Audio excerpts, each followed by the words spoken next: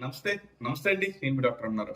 అయితే ఈరోజు ప్రతి ఒక్కరు కూడా ఏంటంటే, మొన్న విషయం ఏంటంటే, పెరుగుతో పాటు చికెన్ తినొచ్చా? పెరుగుతో పాటు పప్పు తినొచ్చా? పెరుగుతో పాటు ఫ్రూట్స్ తినొచ్చా?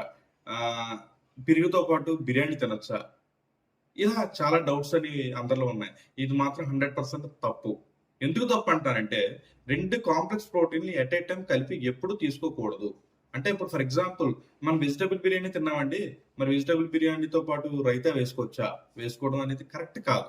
ఎందుకు కరెక్ట్ కాదంటానంటే, నీకు పెరుగులో ఉండేది ప్రోటీను. అదే విధంగా నీకు పన్నీర్‌లో ఉండేది కూడా ప్రోటీనే.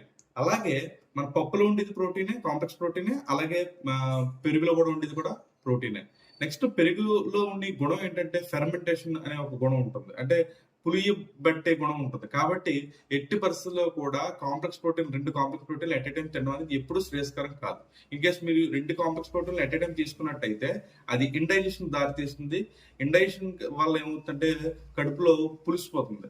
కడుపులో పులిసిపోవడం వల్ల మీరు అనవసరంగా గ్యాస్ట్రైటిస్ బారిన పడే అవకాశం ఉంది. కాబట్టి ఎట్టి పరిస్థితుల్లో కూడా మీరు 2 కాంప్లెక్స్ ఎట్ ఎ టైమ్ తినొద్దు. Thank you.